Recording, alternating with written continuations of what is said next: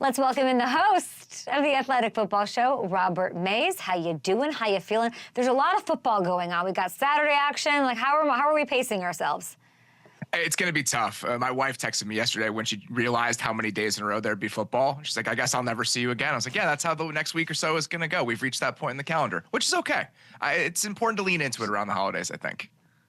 It certainly is. What else would you be doing on Christmas but watching two games on Netflix with really meaningful playoff implications? But let's start with last night. Huge game, comeback. These things used to not happen. We've talked about charging and the like. They scored 21 unanswered points, a big bounce back from last week that they needed. What sort of stood out to you in TNF? I think two things. Just the performance overall from Justin Herbert. The fact that he's doing that on a gimpy ankle. He played almost a perfect game. He throws an interception in the first half, but his other three incompletions, like by the time the third quarter was over, he had one miscommunication. He had one whole shot he tried to take on third down. Other than that, he played almost a perfect game against one of the best defenses in the NFL. I know they're missing one starting corner, but this is still a group that has tormented most of the offenses they've played against. And on the other side of the ball, I was incredibly impressed with some of the tweaks we saw from Jesse Minter and that defensive staff in the second half against Denver after really getting run over, especially in the first quarter and for most of the first half of that game. What do you think Jim Harbaugh and Larry David talked about? I hope it was kickers, because that would be incredibly ironic. Larry David has that anti-kicker agenda, and then we see the first free kick made in like 50 years. I think that would be that would be a Curb Your Enthusiasm type outcome, where we have Larry David talking about how kickers are useless, and then we have the best kicker moment of the season. Rob, it is so early for you to come up with that answer like that. It was very impressive, I must say. 10 out of 10. So the Chargers, they win. They pull it off, free kick and all. So now what that does is, if you're a Colts fan, a Dolphins fan, a Bengals fan, even if you don't want to be alive because you want to be put out of your misery, you're alive, people. Get with it. If the Broncos lose these final two games, and they're tough ones, they got the Bengals, they got the Chiefs, the door's kind of open here. If we look at the remaining schedules for Indy, Miami, and Cincy, I think we have them. Who, in your opinion, has the best shot of making the playoffs of those three? You probably have to say the Colts just based on the schedule, but I still have a candle lit for the Bengals. If the Chiefs can somehow win this game, or if the Chiefs can somehow lose this game against the Texans, and it makes Week 18 necessary for Kansas City, then you can see the path for this Bengals team. And maybe it's just because of the level that Joe Burrow has played at this year. I refuse to ignore them, even if their path is a little bit tougher than those other two teams. I'm loving everybody wins, meaningful football in the last week of the season. I'm all for it. Let's keep it going. It'd be great to see. Interesting with those schedules. You're speaking my language. I also, in fact, have a candle and a little heart for the Bengals as well. I'd love to see that. Nobody would want to face them, defense and all. Nobody would want the Bengals in the dance. I'd like to see it. Saturday action, okay? I'm actually headed to Kansas City. What do I need to know about Texans at Chiefs? Mahomes is starting. He's got the ankle injury that's sort of part of who he is, I think, at this point. Coming off the field, going back on it, dealing with that, dealing through it, being really strong and Mahomesy about it. Joe Thuney's at left tackle. Okay, the fourth LT, I think, of the year, right? They're going through line left tackles like crazy. God, it's crazy. Will Anderson, Danielle Hunter. Like, I could not dream of a worse situation. How's that going to go? This entire stretch for the Chiefs is absolutely horrendous. They played the Browns last week, who have the #1 pressure rate in the league. They get the Texans this week, who have the second highest pressure rate in the league. And then their final two games this year, they get the Steelers, who are at like 7th, and then they have to play against the Broncos in Week 18. So you get 4 of the best 6 pass rushes in football over the final month when you're cycling between left tackles and moving your guard to left tackle. I think Mahomes has taken more hits in the previous 3 weeks than in any 3-game stretch in his entire career. So, yeah, I'm a little bit worried. I'm a little bit worried about the Chiefs, and I'm a little bit worried about his well-being right now. Wow, are you really? Are you going to caught saying you're worried, or what are we saying here? Don't get caught on tape saying you're like, it's not their year. Let me be clear about everything you're saying. I feel like is going to be played into the montage of like all the adversity they had to face for their three-peat. Doesn't it feel that way to you this year? I'm worried about his well-being. I'm not worried about their long-term prospects, because this is one of those teams where you can't really talk about them the same way that you talk about everybody else for the reason that you just said. So I'm tepidly concerned about what they can do this season given their shortcomings and given some of the issues that we've seen. But I'm always open to the idea that something can change for them in the postseason and they can make all of us look very stupid. Do you see how I help myself there? Tepidly concerned, was it? Yes. I'm not putting going that on to a fully t-shirt. say that I don't believe them. Don't believe in them because That's it's a come back to bite masterclass me in way too hedging many right times. I do it like nobody I'm else. tepidly concerned. Can you explain the Texans to me? I really Let's can't. just go offense. I got can't. nothing for you. I have no answers. What's going on? I was interested in what they looked like coming out of the bye because their offense just looked like it was a little bit lost. And so they come out of the bye. They have a couple tweaks along the offensive line. They move Titus Howard, their right tackle, to left guard. They slide Blake Fisher as a rookie in at right tackle. I think, okay, maybe this helps them out a little bit. And it really didn't. I feel like their pass protection has just been a mess and a little bit confused all year. And I really do think that has affected what we've seen from CJ Stroud.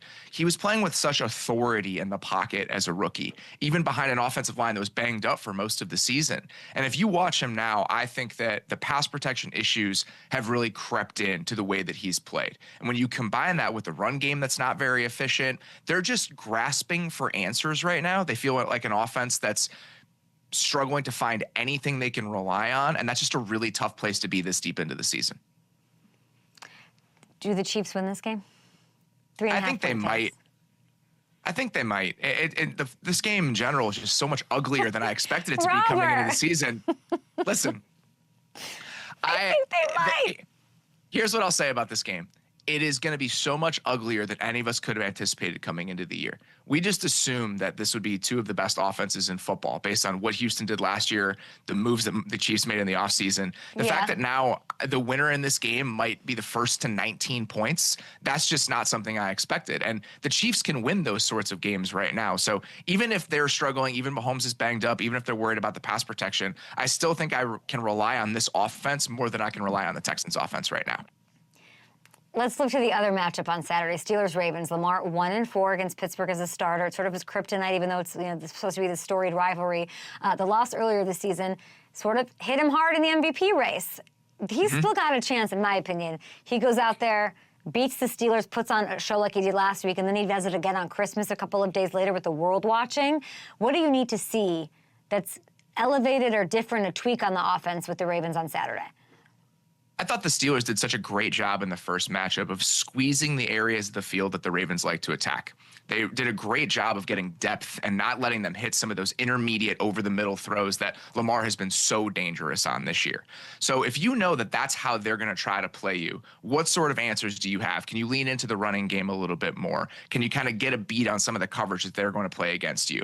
The Ravens, Lamar has been framed as having the Steelers problem, and I think that's a little bit overstated just because he hasn't played against the Steelers that many times. He's been hurt in a lot of those games. And last year, they lost to Pittsburgh in his only start with Todd Monken, and the Ravens dropped like 8 passes in that game. So I think it's a little bit overstated and maybe a little bit blown out of proportion, but we're going to keep having this conversation about his struggles against Pittsburgh until he shows us something different. And I hope this week that happens just for the sake of the narrative around this. I want to see him run. Like, that's totally fair. If I look just if we're talking about the Steelers, like I'm looking at just the stats from the first round. 13 carries, 65 for Henry. Why? 3 runs for Lamar. Why? Let's run a little more. I'd love to see that. The design runs for Lamar in that game were actually really effective. So I think leaning into the design runs is a good thing to do. The Steelers have been the best team in the NFL this year at limiting quarterback scrambles. Even like 2 weeks ago, they had given up 10 quarterback scrambles on the season.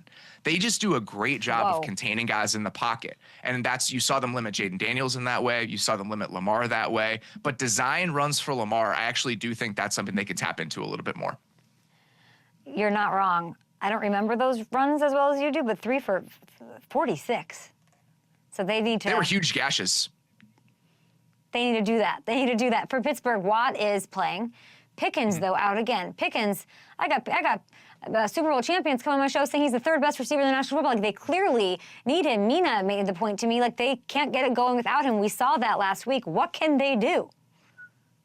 I really don't know. I mean, you're looking at manufactured shot plays potentially. The Ravens secondary has struggled this year at allowing big plays. It's been better as of late since they moved Kyle Hamilton to safety. They've kind of figured themselves out back there, but I still think that they can be susceptible to some of those deep shots. So if you can scheme something up for Calvin Austin, if you can get a 50-50 ball for Mike Williams, that's probably what you're going to need. But we had this conversation on our show this week. George Pickens might be the most unlikely irreplaceable player in the NFL, considering how we talked about him coming into the year. That offense cannot sustain anything without him, which is kind of a wild place to have landed, but here we are. It's not a good place to be, though, as far as, what's important going into these playoffs with depth being one of them and having the go ball land in somebody's hands as another. The Ravens are favored by 6.5 points at home. Who takes this one? I'm giving the edge to Baltimore. I think that we saw the struggles that the Steelers offense had without Pickens, and I really do feel like we're going to see a little bit of a bounce back game from this Ravens offense, from Todd Monken, from Lamar Jackson. If you're playing on such a short week, right? You're playing and then you've got a Wednesday game. Are you thinking about that one? Is it in your head a little bit with these Ravens? Big implications. I'm thinking, not that they'd overlook this, especially this rivalry, this division race, but both teams playing, both have the same disadvantage. It's super interesting to see what it's going to look like tomorrow. And of course on Christmas on Netflix. So stoked about that. Another huge NFC match I want to get to. Vikings at Seahawks or at Minnesota. I don't know what the Seahawks whole situation is as far as their home crowd lately. But Geno Smith said that he does expect to play. He's got the knee injury. Tough as nails, this kid. Unbelievable. Even if he's back, why is this such a tough matchup for the Seahawks offense? The Seahawks offensive line has been one of the worst pass protecting groups in football this year. They've struggled. They've cycled between so many different offensive line combinations and players at right guard, at right tackle. We know what this Minnesota pass rush and this Minnesota defense can do to teams that are unsettled up front. And that's why I think it's so important that Geno is playing in this game. I think we've understated and underrated his ability to mitigate poor pass protection the last couple of years. His pocket movement, his feel back there, he's really allowed the Seahawks to function in a way most quarterbacks wouldn't, given that offensive line. So I'm very happy that we're going to see Geno Smith behind that offensive line against Minnesota and not Sam Howell, because I think we're going to get some watchable offense because of it. It's true. He does so much. I think he masks a lot. He makes things happen, and he's so... I interviewed him this year, and he accepted the compliment. He wouldn't accept anything, but I said, my favorite thing about you is how tough you are. You handle pressure so well. It's almost like you want it. And he really liked that compliment, because I think it's something he really prides himself on. And it's always stood out to me. So, yeah, definitely underestimated. Glad that you're giving him some love. Let's get to the Lions here. They won't have David Montgomery. I talked to Jahmyr Gibbs this week. Dan Campbell said that Gibbs is their lead horse moving forward. I had Kuechly, first ballot Hall of Famer future guy, say they're harder to defend as a 1-2 punch than Saquon is, having to prepare for both. So what does this look like? How big of a hit is this offense getting without Sonic and Knuckles? David Montgomery is just such a consistent engine of this offense. The fact that you can give him 15, 18 carries a game and you know those are going to be efficient plays, it just provides such a different feel for a defense and how you're going to prepare than just having to worry about Jahmyr Gibbs. He's a dynamic player, obviously, and I do think he's a better between the tackles runner than he's probably given credit for, but stylistically, they just become a different offense, and that's the story of this Lions team. Every time you've wanted to get really excited about their chances, you pull away another piece that really makes them who they are. And I've gotten to a point now where I'm worried about their ability to overcome everything that's come their way. It's true. At some point, I mean, they can be tough and have the mentality, but you can't take that many hits. You're a fellow Chicagoan. Enjoy what Davante Adams told me earlier about facing the Bears and his preparation for matchups with them. Just take a look at this. Back in the day, being a Packer playing the Bears, we didn't go into that game ever like worrying about like, are we gonna win the game? Like we were thinking about how crazy we were gonna go in the game. Like, can I set a record? Can I score twice? Like it was like that type of feel. What do you got? What do you think? I'm not surprised. I mean, that sounds exactly right. Think about how many ugly Sunday night games we've forgotten from like 2018, 2019, where they're putting up 40. I mean, there's so many examples of that. And it hurts me. It's particularly deep because Davante is one of my favorite people to talk about football with ever. He's brilliant, the way that he sees the game. And the fact that that's how he looks at the team that I've rooted for 35 years. Yeah, it's like an arrow to the heart, but it's not necessarily surprising. He spoke very highly of those Packers to me. What would that, can you imagine? Can you freaking imagine?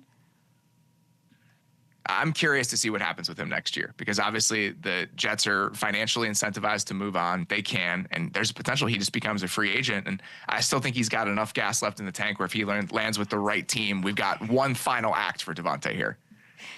Easy on the gas in the tank. He's in his prime. Did you see him last week? He's touchdown 100, 102. He's fighting with Mike Evans. He's got a lot to give on whatever team he ends up with. I just felt a little something. I mean, I had an inkling.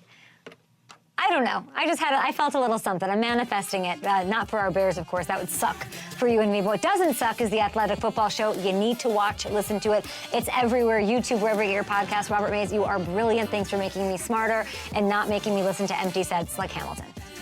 I really appreciate that. I'll talk to you soon.